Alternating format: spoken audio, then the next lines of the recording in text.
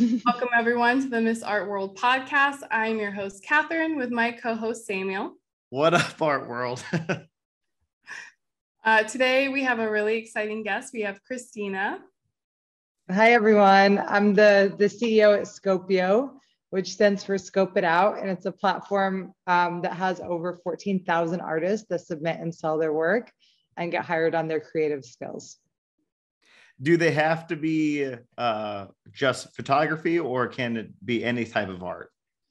It's any type of art. We started off in photography, and then once we saw how talented everybody was, we realized that everybody was photography and something. Mm-hmm. So we wanted to know what they were. So when they signed up and they uploaded on their profile, we said, what are your skills? So you can put, 2D, 3D, illustrations, graphics, vectors, video, music. We're even doing physical installations now with some artists. Oh, you are? How's that working? And NFTs. We have a few NFT projects running. It's great. I mean, I think people's skill sets and people are changing so much and everybody's becoming more creative. So we want to give them the opportunity and not really like peg them into a hole with that. But how's the in-person thing work? So we found this really great, for one of our projects, we have this really great young female artist in LA. So I think most businesses come to us because they want somebody undiscovered, somebody that nobody knows about, whether it's here or in 150 countries that are on our platform.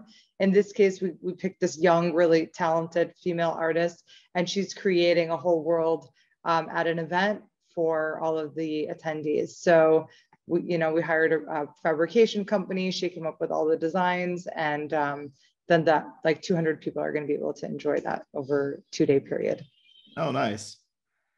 And then, if an artist wants to become part of Scope It Out, do they just go to the website and then sign up, or is there like an actual process to become a member? So I want everyone in the world to be on the site. Like if you have one talented thing that you want to distribute, Scopio is the place that you can do that. It takes less than 3 minutes to upload. I always joke, like if my mom can do it, anyone can do it. So you sign up, you upload your images, basically just images, and then it says, what are your skills? You add your skills, and then those images start to earn money. People can buy those and download them, and then they can also search for you. So if they want, a photographer in Alabama or an illustrator in Nigeria, they can filter and they can find those people. And Scopio often helps manage those projects. So we can make sure you get that result that you want. But I think like talent is really everywhere. And the problem is the gates have been so high for so many people. And it's like, where do I start? And everything is so expensive. So you don't pay anything when you upload to Scopio. In fact, you make money, and you can also make crypto in addition to money. So you can get paid on PayPal, or you can get paid in Solana. So we're the first to do that. And that has been good because people have been actually earning money through that more than they would just get their earnings through Scopio. So they're actually like getting more of an investment there, which I really love. And people seem to be interested in, especially when they're like in a country that like doesn't accept PayPal. The last couple of questions about Scope It Out. How did it get started? So I started at 10 years pulling images off of Twitter, believe it or not. I thought, these photos are so amazing. Why are they going on Twitter? It was before Instagram basically got popular. And I would think, why are they just sitting there? And then the next day you can never find them again. Like if you search your hardest, you cannot find that the next day or 2 days later or 3 days later. And so we're kind of just like taking all of our best assets and putting them into these social media platforms, and like they could disappear one day and then all of our stuff is gone.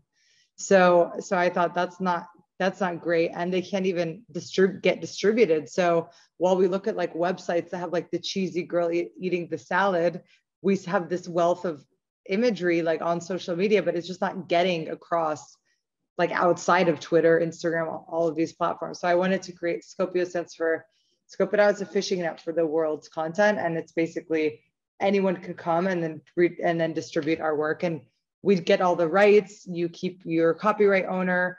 It's non-exclusive. Like it's really in favor of you, but you don't need to know any of those terms. You just need to know like that you want to like sell that work and you want people to see you. So we made it super easy, like very dumbed down. And then talk a little bit about the system when they put it up, because I know there's a big difference from other websites that actually have the artist do all the back work, like tagging and putting in all the keywords. And I know you use like an AI system. Yeah, AI is never perfect and it's like always evolving. But I wanted, again, like back to the whole like your mom or like people don't know how to be a stock photographer and nobody even likes that term anymore. So I was like, the main issue with that is titling and tagging and the model release thing. So in every little piece, I was like, let me just automate it. And then if people really do care or want to get into that technical stuff, they can go back and they can add information and we can review it. But once you upload, we actually take you through, automatically tag and title your images and put them up on the website. So you don't have to do any of that. And that's how you can upload in 3 minutes. And it works like 90+% of the time. Nice. So I know you're coming out with a book, The Year Time Stopped. Yes. How did that get started? So remember how I was telling you how I was pulling images off Twitter and trying to save them and sell them. And I was selling them to like news outlets like Thomson Reuters and Associated Press. And then I kind of like felt like a failure because I didn't own the rights to them. So you need all those forms, you need all that stuff. So finally I created a system on Scopio where people can upload them and we can get all that information. So during 2020, so people are uploading their photos, but then they're adding these stories. They're not like captions, they're actual stories of people. So we were like reading them and we were like, this is insane. I mean, so the story portion wasn't planned. It was already something the artist was adding. Yeah. Okay. Yeah, because I wanted to be like, just tell us more about this kind of. And so people got really elaborate with it and they would like spill their heart out. And I was like, why do I want to cry? Like all of 2020, I was reading them. I was like, oh my God, this makes me want to cry. This makes me want to cry. This is the coolest pattern I've ever seen. Or like things that would make me laugh that would never happen again. And like, look at these fun ones. So I was like, so I wanted to do something more with them. And then luckily, HarperCollins is one of my customers. I have 25,000 businesses that download photos from my site and hire artists. They were using them for some of their books, pictures, like not even like significant ones, like pictures of like sunsets and people and things that whatever. And I was telling them, you have to read some of these stories that I'm getting, just like having a chat with them. And they were like, we should publish this. So I thought they just like wanted some pictures and they were going to publish it. But they were like, no, we want you, because you know this better than anyone else. You write it and you do the whole thing. And I was like, really? And they said yes. And so we started that November 2020, and we've been working on it for 2 years, and it's finally done June 21st. Nice. It's 200 photos that make the book, right?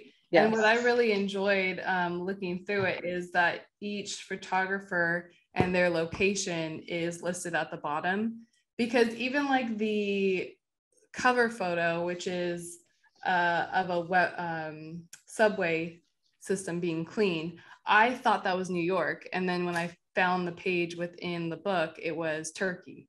And so that was really, I thought, a nice way to know that the whole world is going through the same thing, and to actually see that in images was really powerful. Yeah, and you can really, I mean, in the top left, you can see it's written in Turkish, and nobody realizes that when they're looking at the page. And that's basically every page. When you open it, you're going to learn something new. I still look at pictures or stories and I learn something new. And I've been doing this for 2 years. Like, that's how much content is in or on these pages. Yeah, there was one that I flipped to that is just a girl's face, and then she has the suntan line around the mask. And I just enjoyed that image so much because we're in LA. And then I looked down and the photographer took the photo in LA. And I'm like, okay, that totally makes sense. But yeah, that's one of my favorite ones. And I'm like, that one, I was like, this belongs in a museum because it's so creative and it reminded me of Mona Lisa. Just her slight. I saw that all over the place teaching or tutoring kids when they would come in and take their mask off. You could see the huge mark around their face just from a couple days in the sun. Yeah. And this one, the smirk she gave was because she missed prom, like she was missing prom that year. So she has this like sad kind of face, melancholy, like Mona Lisa style. And so that's how it came out so well. What else did you like? What other pictures? So I don't know if you could see, but I started marking the ones that I liked and then thought that it was just going to be way too many. I love to hear that. I hope everybody says that. But there's just some really powerful ones. There's one of a child getting tested that I had a COVID baby. So he had to get tested several times and that was just heartbreaking. The toilet paper is gold. I think everyone can relate to that one. I love that one too. The one with the dog with all of his with all the shields was great. I just loved the way that it was set up too, where you can really follow the story or the timeline, and really you broke this down lovely into parts and themes where you really like encompassed, I think, what we were all feeling in certain time periods, like the tipping point where we were talking about just social justice and kind of things that were happening within the world within a pandemic. Yeah. I mean, like, as you know, curating topics is so hard. It's like, you could have, so like we have 1 million images plus on the website. I mean, we have tons of different stories. We had to pick just 200 for this. So like they had to pass this kind of test. And the only way to do that is through picking subjects and really sticking to them. So I think like as a creative exercise, that was really important for me to learn how to do that, because then you have one complete story. Like I was listening to this thing that like Beyonce was saying, and she said, nobody makes albums anymore. They just drop singles and they get burnt out and they go to the next one. And I was like, that's kind of like similar to this. Like these images could just be with all the other images on the website, but instead we put them in a specific form. And now you're able to like really understand that subject. So I think that is a really good lesson for people that kind of feel lost if they're all over the place, like trying to make art. That is a very good quote from Beyonce. How did you decide on where to end?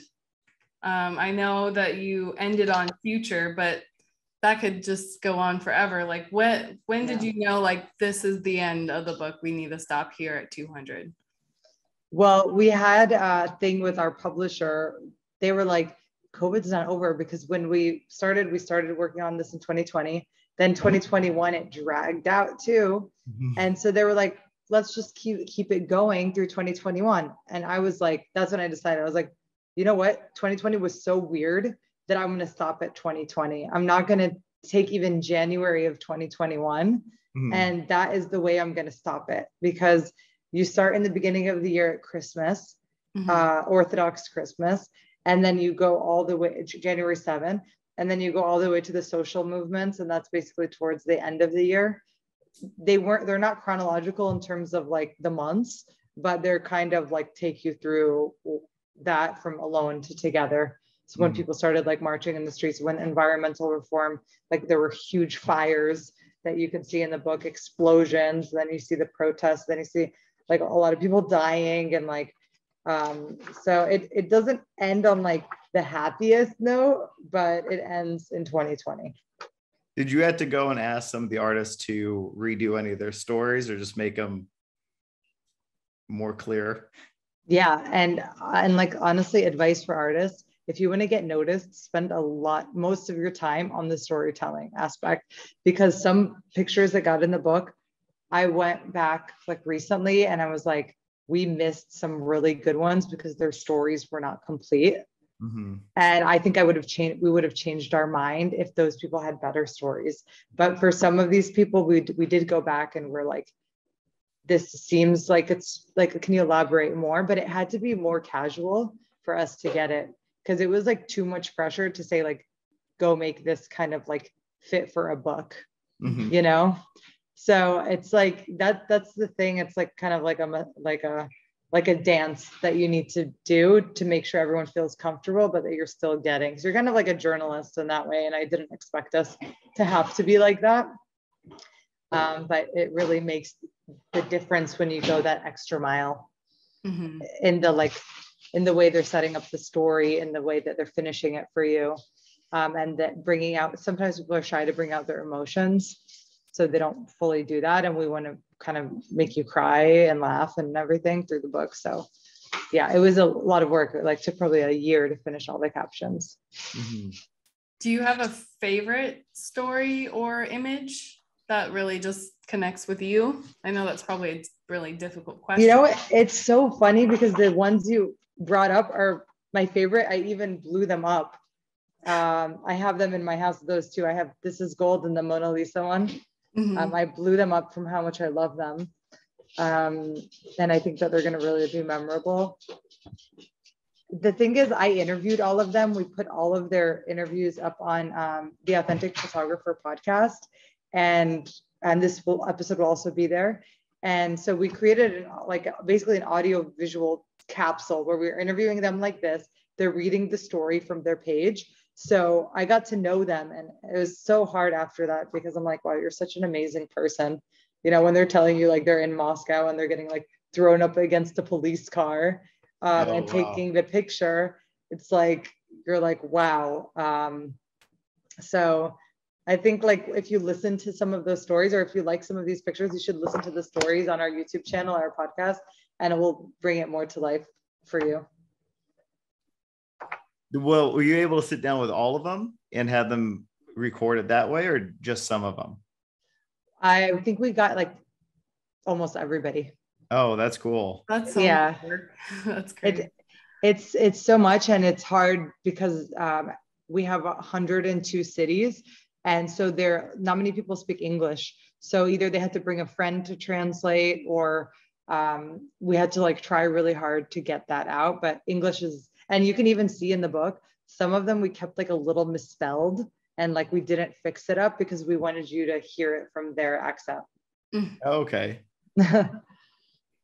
And then from start to finish, I know you said it took like 2 years, but was that like working 7 days a week, like 20 hours a day, or how much did you pour your heart and soul into it? Well, I mean, I run a business, and we work with we have projects constantly running, and then we have all the subscribers on the website. So in total, I manage like 25,000 businesses. Then we have the 14,000 artists that upload to the site. So that's already like a full-time job. And then we're building an app also, which will be out in July. Right now, everything is desktop, but finally the app, you'll be able to upload your photos directly from your phone, and you'll also get hiring opportunities in the app. So it's like amazing. And 10 years ago when I started, I thought I was going to build an app, and I never had enough money. So the fact that it took me 10 years to like have enough money and resources to build this app, I'm so excited about it. And I think people are going to like love it instead of having to log in online. Like I wouldn't want to do that. And we've been making people do that. So that has been taking up a lot of time. And then the book is kind of like every spare minute, like we would be sitting on Instagram, finding a picture, messaging someone, or we'd be looking through the site and curating. So it was kind of like as we went on, and we had a team helping us with it, like an editor, and then a photo curator, and then my business partner, who's the chief creative, she would go through a lot. But it's kind of like one of those things when you write a book, your like friends, your family, whoever listens, like everyone kind of helps you. Yeah. Like, can you read this for a second? Like, can you tell me, does this paragraph make sense? And that's kind of how we went through it. It's just a bunch of words that you put on paper, really, and then you like fix it up. But I think people don't think it's so much more than that, but it's really just like putting it together, and it looks like horrible, and then it starts to look better, starts to look better, starts to look better, and then you have a final product in the end. Where can they find the book if someone wants to buy it? So it's called The Year Time Stopped, the Global Pandemic in Photos. It is on all major retailers, Amazon, Walmart, Target, Barnes and Nobles, and at your local bookstore. If you do purchase it, please write a review and support these really talented people and help elevate their voices. And you can find us on Instagram at Scopio Images. And you're having a book launch June 20th. Can you talk about that? I know that's a full day of virtual festival launch that you're doing for it. Yeah, so we have a few events. If you go to our Instagram, you can see our event calendar. The 20th, we're starting off with a virtual festival on Twitter. Mainly, it will go with an award ceremony at the end. We're giving away our first social impact award. So we'll be giving an award that will be an NFT on Scopio's website. We'll be doing a giveaway for thousands of NFTs on the site. Like in all of this, I forgot to mention, we're fully launching the NFT site this month. It's been in beta since January and people can purchase NFTs, but they can't sell them. So now they can actually sell them too on the site. So we'll be doing a big giveaway with that. We have photojournalists, we have NFT artists, like really incredible NFT artists like Flower Girls, which is one of the biggest female founded projects, and Julie Pacino with Keepers of the Inn, who also had a really successful photography project. So basically the idea is I want help to these really great people to funnel information down to like the average person that doesn't know how to start. They don't know why these people are so successful. And I think that's a lot of the work I do at Scopio, is to show people like it's not that hard if you have access to that information, or you can kind of like talk with these people that are successful. So that's the idea for the festival. And then if you're in New York, the 22nd and 27th, we'll also have a gallery and event at a bookstore. So you're more than welcome to come. Oh, nice. That's wonderful. I can't wait. Event in New York, do you have any of the artists attending, if they're local or? Yeah, they're attending both events, the local artists, and they're doing signings of the book on their page. And we also have prints for sale for them. So they'll be talking about their work. We have all their recordings also that will be up for display. And hopefully it will be a great event. I'm excited we can even do an event. I'm like, this is the first event we've probably ever thrown at Scopio. So. Well, that's amazing. Because you said you've been doing it for 10 years. Yeah. Yeah, to be able to grow and continue to grow is really a cool thing for a business. Yeah, you never know which way you're going to grow. Like I didn't know I was going to do a book. So you just have to be open to it. What's your background? I don't have like a special background. I when I was little, I wanted to become like Secretary of State. So I went and studied politics. In DC, I went to George Washington University, and I went to the Elliott School. I did international affairs. And then when I was there, I actually really liked Facebook groups, and I wrote a lot of papers about how Facebook groups would change society because people could join together. Everyone was like, this girl is weird. And then I kind of kept thinking about that kind of stuff. I went then, so I was like, I'm not done with this idea. I think there's something really there in social media. And it's so interesting. And so I ended up did my master's at Columbia University in New York with this. That was like my idea. And when I was there, I decided to focus on the photo side of it. And I thought, I want to save these photos. And I didn't know anything about technology. So I would literally just go to engineering clubs and stuff and hang out with 18-year-old engineers and be like, can you teach me how to code? I don't know, how do you build a thing? And I just kept kind of you just kept kind of keep hanging around in those groups, and then you kind of figure your way through. So it was a long road for me, but I ended up making a little progress along the way from that. And I ended up meeting my business partner who has a background in design and photography. So she helped a lot. Oh, nice. I was going to ask you if you take photos at all, if you dabble in photography, but it doesn't sound like it. Well, I just bought a drone and I've been having fun with that. Very cool. So, yeah, that's fun. Is it the one where you actually have to fly it around, or you attach it and it spins around you? It's a pretty fancy one. It goes like a mile away. Yeah. And you can fly it most places. I'm in LA. You can fly it most places, but it can go even a mile up. Oh, that's cool. I get some really cool shots. I know. I need to figure out someone that can help me edit. So I can't do that, but. Can you, when I was researching you, you talked a lot about being a woman in tech. Can you talk a little bit about that, kind of the roadblocks or challenges that you face, and if you have any advice for women in that industry as well? Yeah, I mean, I think everyone has their own unique experience. I think a lot of times people give you all the information that you don't need to know. So they'll say, only 2% of women have ever received venture funding, or 2% of women ever make more than $1 million in revenue in America, or just things like that. And you're like, oh, there's no way I can do that, And it's constantly as you're on your way up, people kind of, and structures telling you that there's no way that you're going to get this. So I think that was really hard to deal with, because I was lucky. As I mentioned, I started at Columbia, one of the most prestigious universities in the world. And I saw all of my friends that were in my groups completely succeed before me. And then I got into 500 startups, also #1 accelerator. I would see all the guys succeed before me. And then I was like, this is I'm just as talented. I'm just as smart. I went to all the same schools you did. Why am I taking longer in this process? It's not fair. So I think, and then it's that information is getting fed to you. So I think staying through that part is the hardest for people, when you're why is that kind of that comparison issue?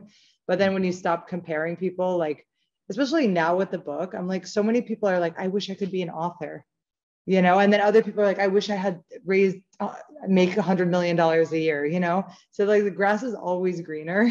You have to just stay on your path and not listen, not think it looks like everyone else's path, So that's what let me kind of just keep going and get through it, is just stop comparing and looking around you and just focusing on your work that you have. But it takes a lot of work. Sounds like you're able to pivot too. So I feel like a lot of people get stuck and it has to be this way. And when you came up to a dead end, you kind of went up and then pivoted to something new, or got a new idea and ran with it. Yeah, you have to keep talking, like we're having this conversation, we've never met, but I'm learning from this conversation. And I think the more conversations you have, the more where you're going to fit in that space. And so if you do need to pivot, you'll be ready, because you've already met a lot of people and you've learned a lot. So that that's the right decision. But a lot of people don't know if it's the right, because they don't have that pulse on whatever they're trying to work within, So you need to have that pulse, and you need to listen to what other people are saying. For right now, everyone's talking about NFTs. I don't know if the standard licensing model is going to work anymore in the new era. Right now, there's a seller like us that takes a percentage, and the photographer takes a percentage. And that's how it's worked for the last 100 years. In the future, they're saying that's not going to work anymore. And nobody's really listening to that. I decided, okay, I think that's a better model, because you just get the platform fee and we don't have to hold your money. So I'm going to try it. If it doesn't work, okay. And if it's a fad, okay. But it's actually a better structure for the people I'm trying to serve. So I think that's why you need to be more nimble in that, and be able to pivot. But that means you have to keep your costs pretty low. So you need to be able to, because sometimes I start scaling really fast, and then I'm like, oh my God, you can't control it at that point. So you need to make sure that you can control all of the different aspects of your business, your just even your servers alone, or your payroll, or there's a million different ways in which you kind of get stuck as a business owner.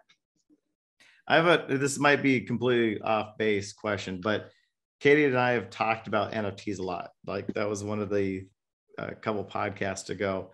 And how are you going to keep the URL for from the artist to always be the same from what the code the person bought with the NFT? Because I know from reading certain articles on OpenSea, and even having it done to myself, where you would buy something and then the artist will change that NFT to be something different. And it's not what you bought, but you did only buy the code that's connected to that URL. How are you going to keep it as the actual image of or photograph of what they bought? Yeah, so I mean, OpenSea has like 80% fakes. So people will go download from like Unsplash or Pexels or something, and then they'll re-upload them there, and then OpenSea has to like shut them down. And that's like a lot of them are facing that because they're not getting the license. So when you upload on Scopio, you're saying, I am the copyright owner, I took this photo and it's my liability if something happens. That's one good step people can do. Like you have to, while you're uploading, you have to tell them like, this is mine, original work. And then when the thing is with recreation of artwork, it's technically allowed on social media from this thing called the Digital Millennial Copyright Act, I think it's called DMCA. Yeah, DMCA, which basically means we can share people's work on social media, and that's legal. So I can share a picture of Kendall Jenner, and Kendall Jenner can't sue me because it's on social media, but I can't put Kendall Jenner on my shirt and sell that on a store. I'll get sued. So there is like an issue with that where photographers feel like what is it, Board Ape Yacht Club or one of those big projects that are millions and millions of dollars. Those are all made from Adobe stock photos that they downloaded, and there's like hundreds of them. I think it's called Board Ape Yacht Club. There's like hundreds of little tiny photos that they created into something else, but that's totally legal.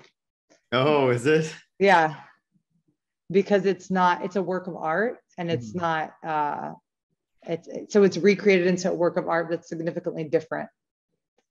So I think I think if I was like, I don't think people should be upset with that. I think they need to find new ways to innovate on their own work.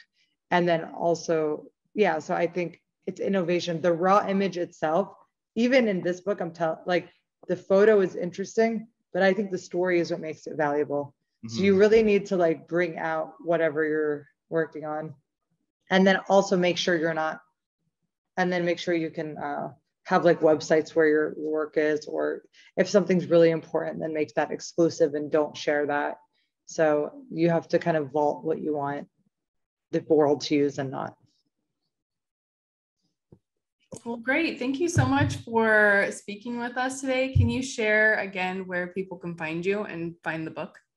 Yes. So you can find The Year Time Stopped on Amazon, Walmart, Target, Barnes & Nobles, all major retailers. Shop local at your bookstore if you can. If you buy, please write us a review. It will really help bring these voices to life. And you can find us at Scopio Images and on all the platforms. We'd love to hear from you.